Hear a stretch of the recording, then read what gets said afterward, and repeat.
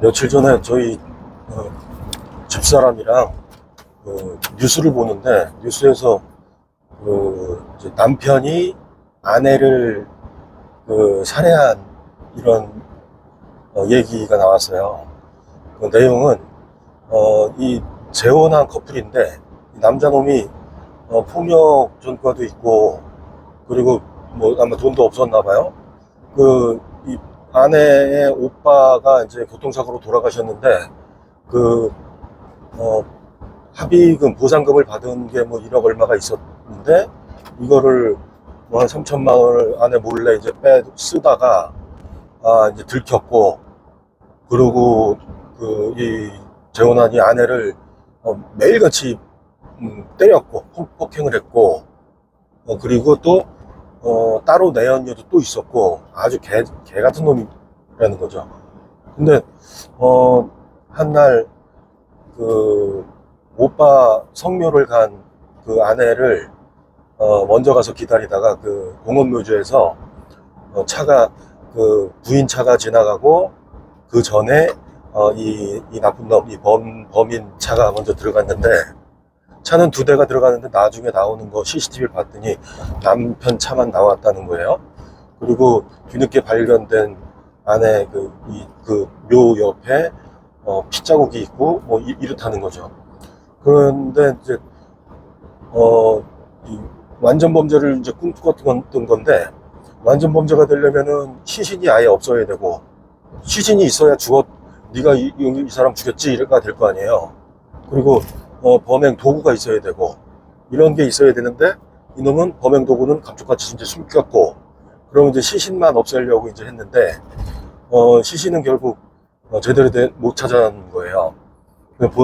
근데 계속 탐문하면서 이 수사를 해보니까 이 사람이 기름통이랑 기름을 사는 CCTV가 있고 이 영상이 있고 그리고 이 사람이 자기 차를 범행 후에 세차를 하는데 뒷자리 승용차인데 승용차 뒷좌석까지 막 물을 뿌리고 막 거품을 해서 그렇게 세차하는 모습도 찍혔다는 거죠. 그렇게 안 하잖아요, 사람들이. 바깥에 나가고 안에는 걸레질 정도 하는 거지. 그렇게 물을 막 건으로 쏴서 그렇게 청소 안 하잖아요. 그러니까 그런 것들도 그렇고. 그리고, 이 사람이 이 사체를 어떻게 없앴냐면 아마 뭐 절단을 해가지고, 이 어느 이 한적한 그런 데다가 불을 질러서 시신을 이제 다 훼손시켜버린 거죠. 거기서 기름통을 찾아냈죠. 그 기름통이 그 영상에 나온 이 사람이 구입한 기름통과 동일한 거였고 그리고 거기에서 불탄 흔적을 찾아보니까 뼈 조각이 나왔고 그리고 또 어떤 다른 폐가를 봤더니 폐가 부뚜막에 최근에 불을 뗀 흔적이 있고 근데 그 불을 뗀 흔적을 거기를 다 해보니까 뼈 조각이 또 그렇게 조그맣게 나왔고 근데 아마 그거 가지고는 시신이 특정이 안 되는 건지 그것까진 자세히 안 나와서 모르겠어요. 그런데 어쨌거나 이 인간은 범행 도구와 시신을 거의 완전히 없앴다고 봐야죠. 이러면 이제 완전 범죄가 대개는 된다고 그러더라고요. 그 보도에서도 그랬어요. 완전 범죄를 꿈꿨는데 경찰에 이 포기하지 않고 끝까지 파고들어서 이 정황 증거들을 다 정황 증거죠. 뭐 그 영상이나 그런 뼈 조각이라든가 기름통이라든가 이런 거는 이 정황 증거를 찾아내서 재판을 끝까지 갔는데 이례적으로 이번에는 이 대법원 최종 판결이 20년 징역을 받았다는 거예요. 그러니까 좀 이례적이다. 그 얘기를 이제 듣고서 제가 집사람한테 그랬죠. 그러게 저렇게 살인 사건에서는 완전 범죄를 하려면 시신을 완전히 없애고 그런 살해 도구 이런 거를 완전히 없앨 수 있으면 완전 범죄를 이룰 수도 있는 거다. 그러면서 집사람을 싹 보고서 제가 갑자기 쫄리는 마음이 들어서, 저거를, 그런 거 알았어요? 제가 이제, 대개는 존댓말을 제가 쓰거든요. 알았어요? 그랬더니, 알고 있었다고. 그래서 제가, 그런데 왜 제가 이 별일 없이 지금 숨이 붙어 있죠? 오늘부터는 문을 잠그고 자야겠네요? 이제 그랬더니, 그럴 필요 없다는 거예요. 그, 그, 그러면 저를 어떻게 할 생각이 없으시냐? 뭐 다 농담이죠. 근데 이제 그렇게 얘기를 했더니 이분이, 전혀 자기는 그럴 생각이 없다. 그러길래 저를 그렇게 사랑하시는 거냐고. 이제 그랬더니 이분이 지금 당신을 죽이면은, 어, 지금 당신 앞으로 이렇게 대출돼 있는 거, 연천 땅으로 대출돼 있어가지고, 그 땅을 잘 개발을 완료해가지고 팔아야 돈이 되는 건데, 지금 당신이 없어지면은, 그 사업이 망할 거고, 그럼 그 땅은 똥 되고, 이 빚만 남을 건데, 어떻게 그럴 수가 있냐. 그리고 지금 사기꾼한테 당해가지고 그놈 지금, 고소하고, 재판 지금 하고 있는 거, 그런 거를 잘 마무리를 지어야 우리 집도 날아가지 않고 이렇게 잘 될 텐데, 내가 바보냐. 내가 지금 당신을 왜 건드리냐. 이런 말씀을 하시더라고요. 사랑은 아니고. 근데 지금 제가 이제 연천에서 오늘 토요일인데 아침에 가서 작업을 하다가 급히 지금 금촌으로 사무실로 돌아가고 있는 중인데, 제가 어떤 그 사기꾼한테 2018년도에 벌써 그때 그때는 뭐 좋은 마음으로 시작했죠. 다 좋은 마음으로 하다가 사기를 당하는 거니까. 제가 그 은행 신용이 좋아요. 그 등급이 1등급이에요. 근데 어떤 놈이 있었는데 그 놈이 저 좋은 땅이 있어가지고 그 땅에 대출을 일으켜서 사업을 하면 분명히 돈을 벌어요. 그런데 자기는 신용불량자여서 안 된다는 거예요. 근데 그 법인이 있어서 그 법인에 제가 대표로 들어가서 그 대출을, 그러니까 땅이 있거든요. 그 땅이. 그럼 제가 가서 은행에서 대출이 일어나도록 이제 서명만 해주면 대출금이 충분히 나오기 때문에 그 땅을 명의 이전을 할 수 있고, 그리고 그 땅을 개발을 해서, 그 인간은 이 주종목이 건설하는 사람이거든요. 그러니까 대출만 일으켜 놓고 땅만 자기 이 법인으로 땡겨오면 자기가 공사는 완료해가지고 분양을 하게끔 될 수 있는 거예요. 그땐 부동산 경기 굉장히 좋을 때거든요. 그러니까 그때 2018년도에 하고 그걸 이제 진행을 했어요. 그리고 내 명의는 3개월 만에 빼주기로 했어요. 계속 끌려다니면 안 되니까. 첫 번째 대출을 일으켜주고 이제 3개월 뒤에 이거 빼줘라. 그랬더니 그때부터 이놈이 말이 헛소리가 자꾸 나오는 거예요. 바로 빼주기는 곤란하고 나만큼 신용되는 사람을 이거 해야 되는데 그게 지금 당장 없으니 조금만 기다려 달라는 거예요. 그래서 뭐 그때 뭐 경기도 좋았고 그 뭐 망할 일이 없으니까 그 또 조금 있으면 빼준다 그러니까 제 이 대표를 빼주고 그 차주도 바꿔주고 이제 한다 그러니까 그 말을 이제 믿고 각서를 받고 이제 있었죠. 그게 거의 매년 각서를 받아서 총 각서를 받은 게 7개예요 지금까지. 근데 아직까지도 대표에서 빼주질 않고 심지어는 채무가 제 채무가 생겼어요. 그놈 때문에 2억 정도 채무가 생겼어요.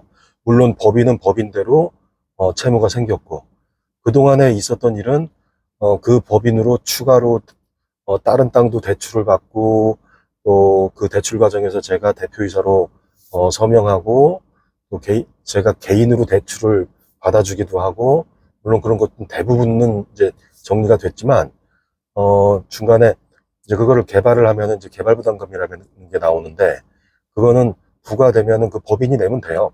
법인으로 부과됐으니까.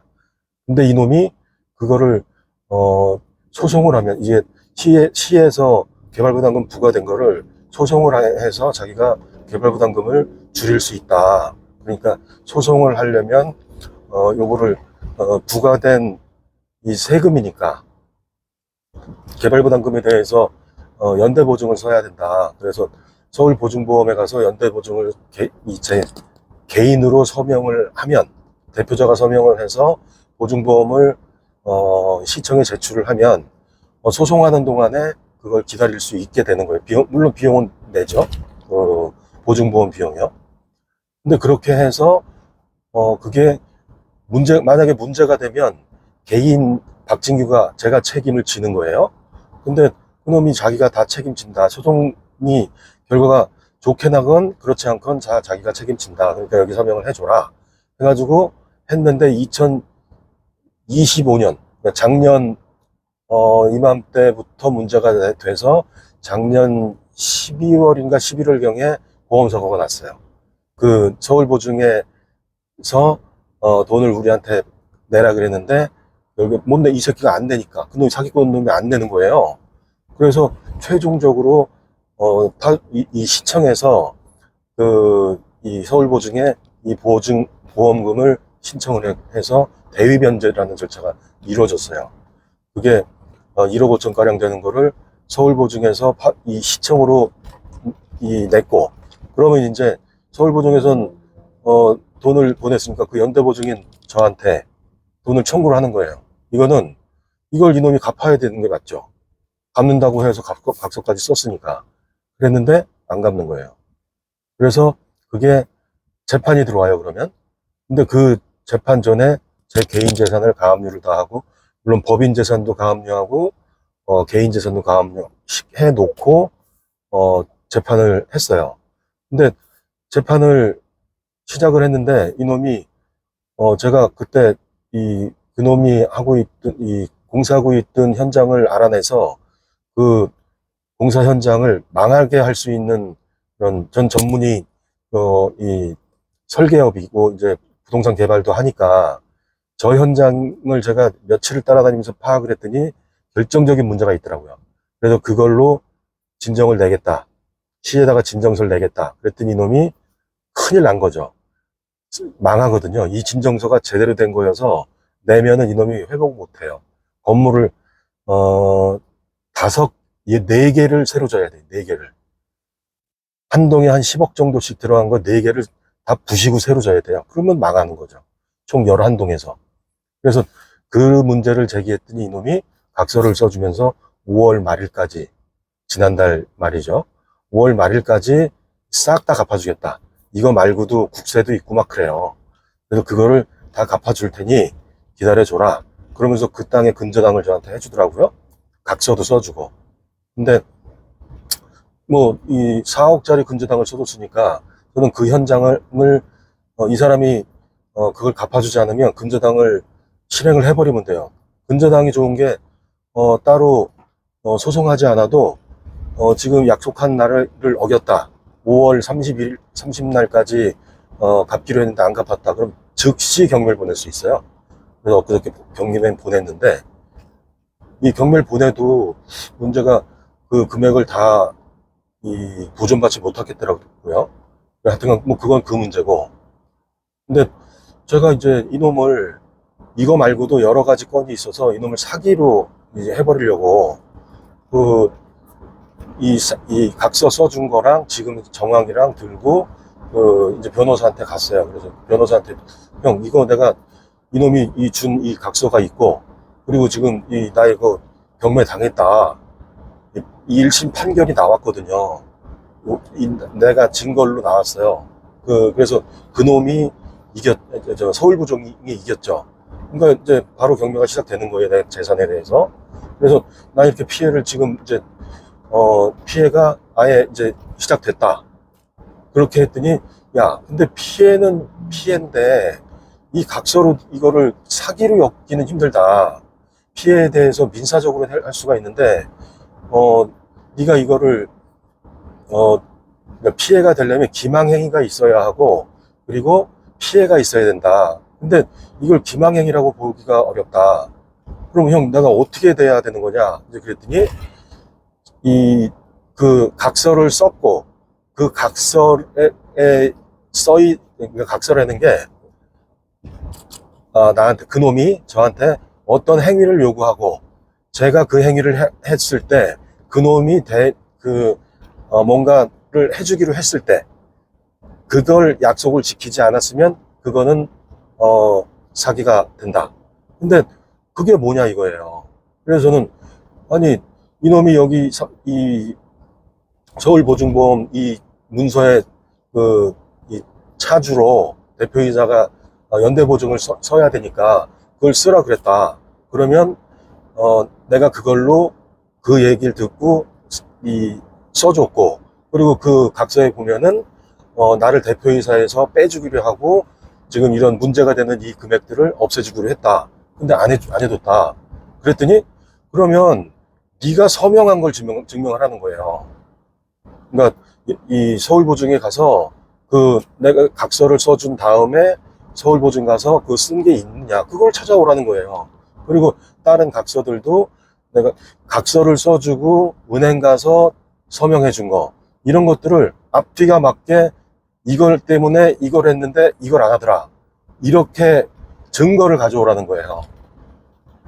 그래서 전 다 사기꾼 새끼면서 다 사기꾼인 줄 알았는데 이 법은 그렇더라고요. 그래서 어제 막 급히 서울보증을 가서 이걸 열람을 했더니 신분증 들고 가서 했더니 열람을 시켜주는 거예요. 제가 그놈한테 그 서울보증 관련된 거는 이 관련 서류를 찾아냈어요. 3월달 23년도 3월달에 제가 각서를 그러니까 그 각서를 그놈한테 받고 4월달에 서울보증 가서 서명을 한 게 있더라고요.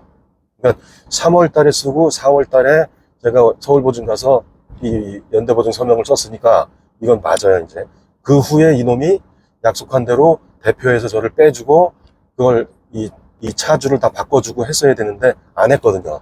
그러니까 이건 사기가 됐어요. 근데 그거 말고도 많이 있어요. 제가 그놈이 주거래 하는 데가 이제 새마을금고였던데 새마을금고 각 지점마다 다 찾아다니면서 여러 건 그 대출이 있었거든요. 그때마다 제가 언제 서명을 어느 시기에 했고 그런 걸 다 문서로 다 받아가지고 각서 그놈이 써준 각서와 제가 은행 가서 서명한 이거를 대조를 해서 요때 딱 이렇게 증거를 다 써서 낼 판이에요. 사기로. 그리고 지금 그놈이 하는 그 현장은 제가 경매를 보냈는데 경매랑 지금 가압류랑 가처분이랑 이제 다 하려고 그래요. 그럼 이제 다음 주에는 그런 것들을 하게 될 건데 제가 지금 급히 사람을 만나러 가는 이유는 뭐냐면 그 사람은 제가 이 바지 사장으로 있는 그 법인이 수십 채 건물을 지어서 분양을 했거든요. 그 중에 지금으로서는 5개가 남아 있어요. 아직 준공은 했는데 팔질 못한 게 남아 있어요. 그래 그것 중에 몇 개를 어떤 땅, 이 관내 어떤 땅 5,100평 정도를 그분은 조모 씨인가 그래. 조땡땡 씨인가 정땡땡 씨인가 있어요. 그러니까 그 사람은 그 땅을 5,000평을 가지고 있고 지금 이 법인은 건물 준공난 건물 이 5개가 있는데 그 중에 몇 개를 이분한테 주고 그분의 땅 5,000평은 이쪽으로 교환을 하기로 교환 약정을 한 거예요. 그래서 제가 어떻게 계속 자료를 찾다 보니까 그 둘 사이에 맺었던 이 교환 약정서가 있어요. 부동산 교환 약정서. 이 주택 몇 개와 그 5,000평 땅을 교환하기로 했던 교환 약정서가 있는데 그게 제가 이 변호사한테 이거 있다. 그리고 이 등기가 오간 게 등기 소유권 이전된 게 이렇게 있다. 그랬더니 변호사가 야 이거는 그게 어떻게 됐냐면 법인에서 그분한테는 보내줬어요. 명의 이전을 해줬어요. 근데 그러면 그분 땅이 5,000평이 우리 법인으로 넘어와야 되잖아요. 근데 이게 법인으로 넘어오지 않고 제가 사기로 고소하려는 그놈 아들한테 넘어갔어요, 이게. 그러니까 법인 재산은 전리 넘어가고 그분한테 교환 약정대로 넘어갔고 그러면 법인으로 넘어올 게 엉뚱한 데로 간 거예요. 그게 그놈 자식한테 넘어갔죠. 그랬는데 저는 이제 등기부 등본을 띄워서 이거 봐라, 이 시기에 넘어갔다, 이 시기에 법원 이 법인 부동산은 그 사람한테 넘어갔는데 그 사람 부동산은 다 이 사기꾼 아들 앞으로 넘어갔다, 이걸로 증명되는 거 아니냐 그랬더니 그거 아니라는 거예요. 이거는 뭐 하여튼간 그거는 자세히 말씀 안 드릴게요. 그러나 어쨌거나 교환에 대한 그 약정서가 있어야 된다는 거예요. 교환 약정서에 넘겨주기로 한 대상이 명확해야 된다는 거예요. 이게 법인에서 그분한테 넘겨주고 그분으로부터 법인으로 넘어오는 게 써 있어야 된다. 근데 네가 지금 가지고 온 거는 도장이 안 찍혀 있지 않냐. 법인 도장도 안 찍혀 있고 그분 도장도 안 찍혀 있는 지금 중간 단계 가서명 안 된 완전히 그냥 아무런 문서도 아니다, 내용만 확인할 수 있지, 이걸로 실제로 약정이 이루어지는 건지 알 수 없지 않냐, 그걸 받아와라 그러면. 그래서 제가 변호사 상담하고 그럼 내가 요거 그분한테 연락을 해서 한번 받아보겠다 하고서 바로 연락을 했죠. 그분을 통화해서 지금 좀 이따가 1시에 만나기로 된 거예요. 그분 연락을 했더니 자기도 받기로 한, 그분 입장은 또 그렇더라고요. 자기가 줄 땅 5,000평은 다 줬는데 받기로 한 거 여러 개 중에 2개밖에 못 받았다는 거예요. 나머지도 받아야 되는데 이놈이 안 준다는 거죠. 제가 법인 대표니까 주면 되는데 저는 명목상 대표잖아요. 그러니까 제가 처분 권한은 실은 있는데, 지금은 제가 획득을 했는데 저는 이거는 이놈을 사기로 이걸 법인 재산에 대해서 마음대로 이제 배임 행위를 한 거니까 전 그걸 원하는 거예요.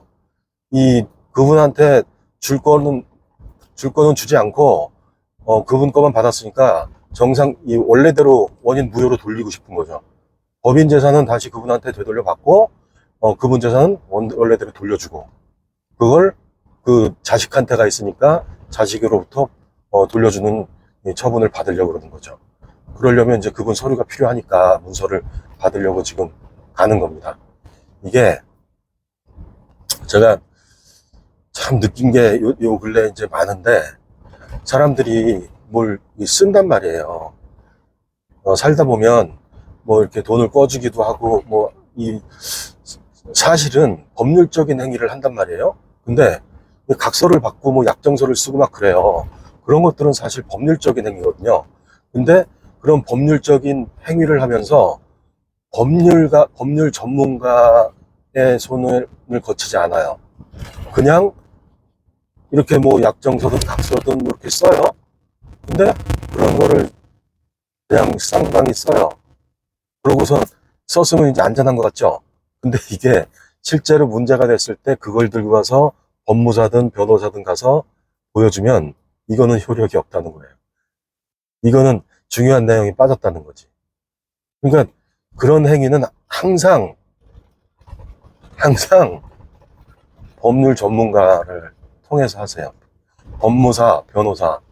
그때 드리는 돈 뭐 몇백만 원, 몇십만 원, 몇백만 원 아끼려다가 재산이 다 날아갈 수도 있고 큰일 나요. 그러니까 그런 건 내가 하는 게 지금 법률적인 행위다. 그럼 법률 전문가를 찾아서 일을 하세요. 그래야 손해를 보지 않아요. 이게 그런 것들은 제가 일일이 저는 실제로 일을 겪으면서 이렇게 체득해 보는 건데 일일이 다 뭐 얘기해 드릴 수가 없죠. 그러나 중요한 것들은 법률 전문가를 통해야 되고, 그리고 고소를 내가 만약에 당했다 그러면 가장 중요한 거는 고소 당하자마자 변호사 사무실 가야 돼요. 이 소송이 걸리면 1심이 가장 중요하고 1심을 2심에서 잘 못 바꿀 수가 없어요. 1심의 결과가 가장 중요해요. 근데 1심을 진행할 때 가장 중요한 건 경찰서에 고소장을 상대가 고소를 하고, 그리고 고소하면은 이 경찰에서 부르거든요. 그때 바로 가면 안 돼요. 변호사를 만나서 이런 내용으로 왔는데 어쨌든지 변호사의 조언을 받고 경찰서에 같이 가든지, 그리고 막 말하면 안 돼요. 내가 모르는 이게 옳다고 얘기했는데 그게 실제로는 나한테 불리한 증거로 쓰일 수도 있고, 그러니까 아예 그냥 묵비권을 해버려도 돼요. 그래서 뭘 묻는지를 다 듣기만 해도 돼요. 그래서 그걸 듣고 그 변호사하고 상의를 해서 법률적으로 가장 효율적으로 내가 이 응대를 어떻게 하는 게 좋겠느냐, 법률적인 조언을 받아야지. 이게 법은 내 상식과 우리가 여태까지 살아오는 것과 달라요. 내가 이거는 옳다고 생각하고 대부분이 옳다고 생각하는 것도 실제로 법으로 가면 옳지 않아요. 그게 법으로 문제를 삼으려면 삼아져요. 그러니까 반드시 이 고소를 당했다거나 하면 무조건 변호사를 만나요. 모르는 변호사 아는 분은 상관은 없어요. 이거를 무턱대고 지금은 경찰관이 수사권을 가지고 있잖아요. 더 중요해졌어요. 지금 무조건 변호사를 만나고, 그러니까 그 후에 경찰관을 만나야지 인생이 완전히 망가질 수가 있어요. 정말 조심해야 될 거예요. 그리고 1심 변호사한테 최선을 다해야 돼요. 1심에서 내가 졌잖아요. 2심도 질 가능성이 90% 이상이에요. 그러니까 1심에서 이겨놔야 돼요. 그리고 최선을 다해야 돼요. 그거를 알고들 사세요.